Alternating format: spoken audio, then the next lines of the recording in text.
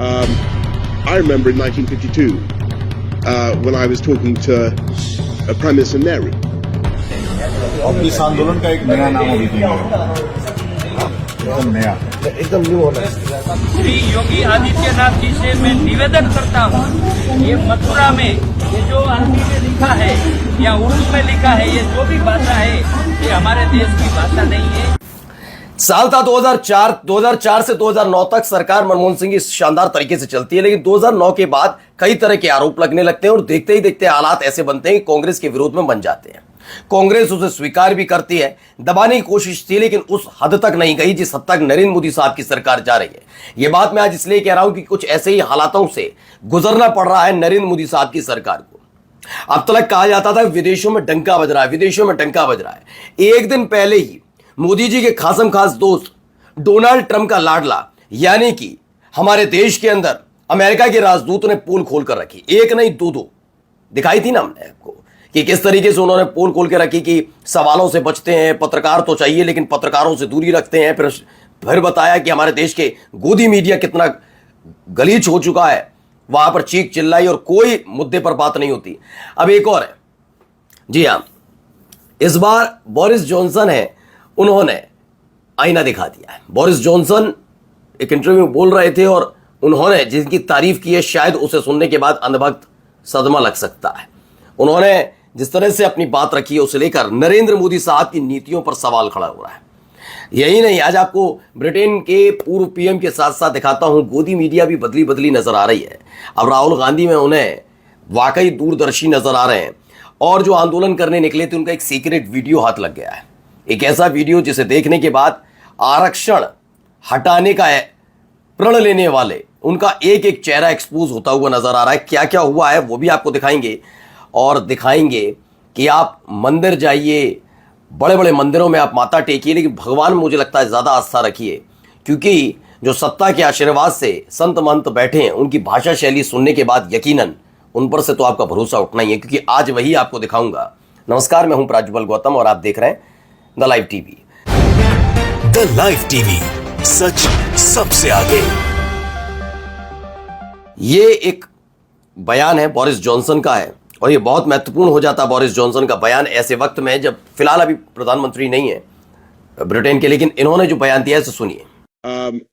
I remember in 1952 when I was talking to Prime Minister Nehru and he said, Your Majesty, India will always basically be on the side of Russia. Modi ji को Boris Johnson ने आईना दिखा दिया है, विदेश नीति की पोल खोल दी है। नेहरू में हिम्मत और दूरदर्शिता थी, मोदी शॉर्टकट ढूंढते हैं और दबाव में झुक जाते हैं। अब विदेशी नेता साहब बोल रहे हैं। दरअसल इन्होंने जो बोला है बता दूं, इन्होंने जवाहरलाल नेहरू के एक कथन का जिक्र किया। उन्होंने बताया कि एक बार उन्होंने मुलाकात की थी, जो वहाँ भाई ब्रिटेन में तो हम जानते ही हैं कि शाही परिवार ही एक तरीके से, प्रिंस चार्ल्स और ये सब, तो ब्रिटेन की महारानी से मिले थे। तब उन्होंने बताया था कि 1952 में पीएम यानी जो नेहरू जी हैं, जवाहरलाल नेहरू ने उस समय ब्रिटेन की महारानी से कह दिया था कि हमारा स्वाभाविक मित्र अगर कोई है तो वो रूस है और हम खुलकर रूस के साथ हमेशा खड़े रहेंगे। ये क्लियर कर दिया गया था 1952 में। लेकिन क्या आज ये संभव हो पा रहा है? रूस से हम तेल खरीदना तब खरीदते हैं जब अमेरिका कहता है खरीद लो, और कहता है नहीं अब मत खरीदो, तो हम नहीं खरीदते। हम वेनेजुएला से, ईरान से, हम जिस भी देश से अपने रिश्ते रख रहे हैं, किसको ध्यान में रखकर रख रहे हैं? ये ध्यान रखिएगा, अमेरिका को ध्यान में रखकर। अमेरिका जहां कहता हम उसके साथ खड़े नजर आते हैं। ऐसा क्यों है? और ये ऐसा नहीं है तो साबित कर दीजिएगा। जबकि वो ट्रंप क्या कहता है? क्या वो हमेशा ये व्यक्ति ट्रंप कहता नजर आएगा कि हमारे देश को नरक तक कहते। चलिए वो तो बदला ही बदला, इधर भी जरा सुनिए क्या कहते। न सिर्फ दिल्ली में बीजेपी के नेता बल्कि उत्तर प्रदेश से योगी आदित्यनाथ भी सामने आ गए।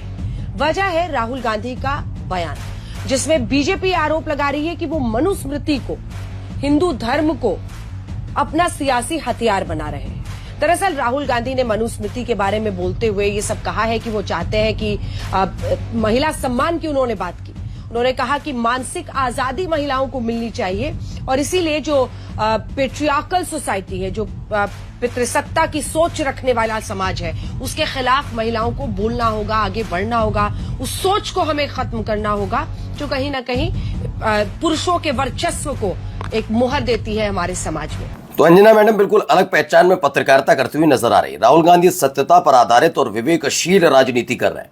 बीजेपी केवल पाखंड, झूठ की और अवैज्ञानिक और अंधविश्वास की राजनीति करती है। बीजेपी की झूठी, पाखंडी और भ्रम की राजनीति ध्वस्त हो चुकी है। जनता इनकी भ्रमित राजनीति को जान चुकी है। खैर, लिखा है उन्होंने।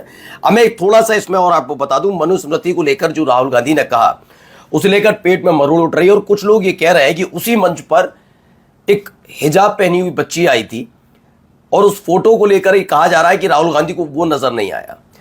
आपको थोड़ी मैं क्लियर कर दूं, चाहे वो राहुल गांधी आ जाए, नरेंद्र मोदी आ जाए और इस देश का कोई भी बड़े से बड़ा नेता आ जाए, कोई बहुत बड़ा प्रभावशाली व्यक्ति भी आ जाए, किसी महिला पुरुष बच्चे किसी की भी आजादी को छीनने का अधिकार नहीं होता।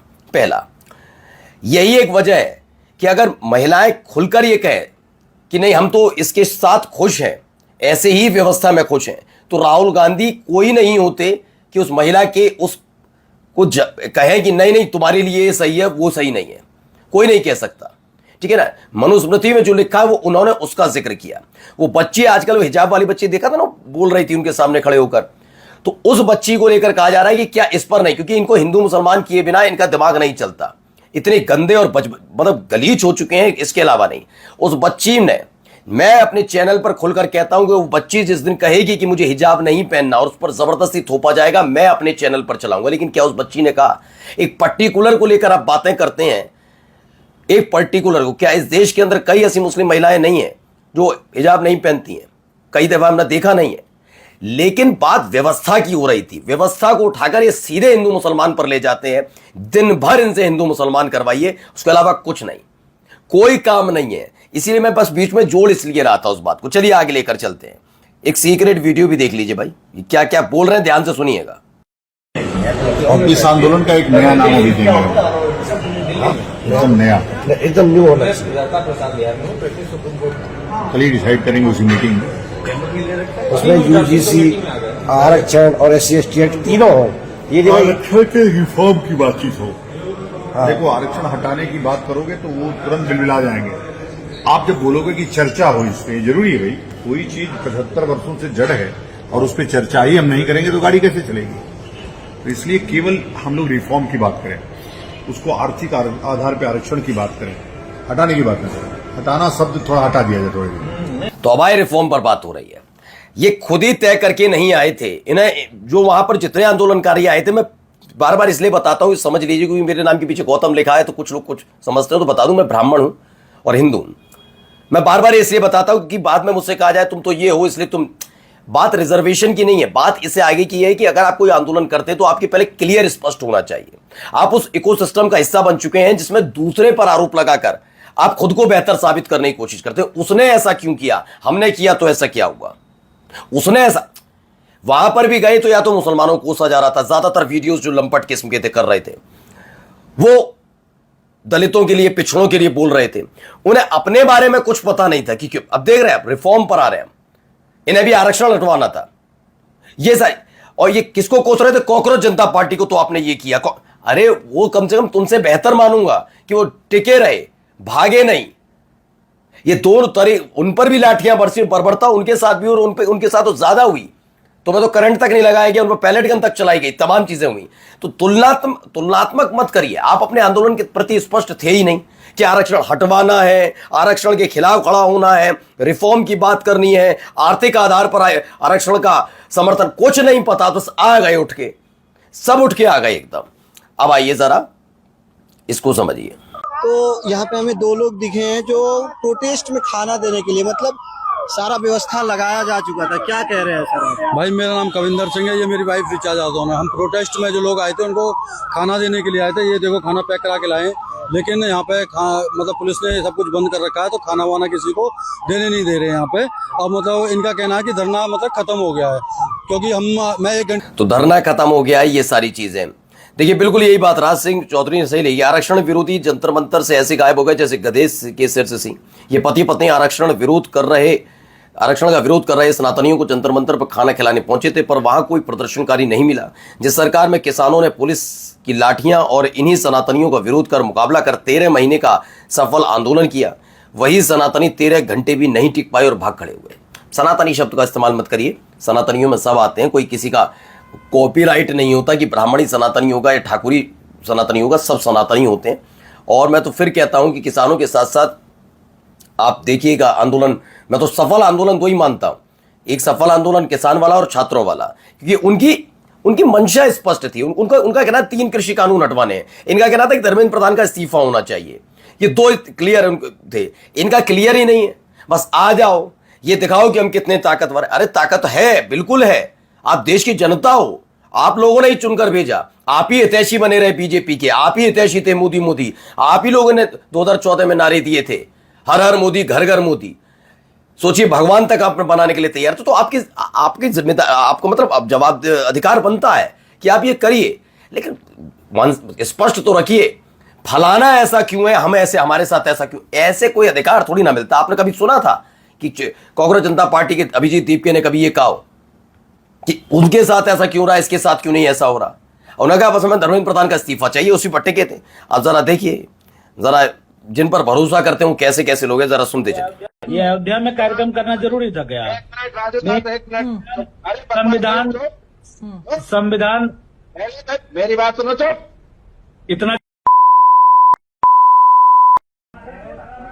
अरे भाषा भाषा भाषा भाषा को मर्यादित रखें, भाषा को मर्यादित रखें। राजू दास जी भाषा को मर्यादित रखें। कुंवर सिंह जी, आपसे भी कहूंगी इस तरीके से बात ना करें, वो बीच में बोल रहे हैं, मैं उनको चुप कराऊंगी, पर इस तरीके से बात ना करें।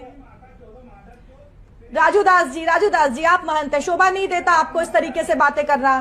अब क्या डीडी न्यूज ही है शायद, हाँ डीडी न्यूज ही है, देख लीजिए, डीडी न्यूज यूपी, वहां पर ये कौन है, महंत है। ये कौन महंत है? ये हनुमानगढ़ी का महंत राजू दास।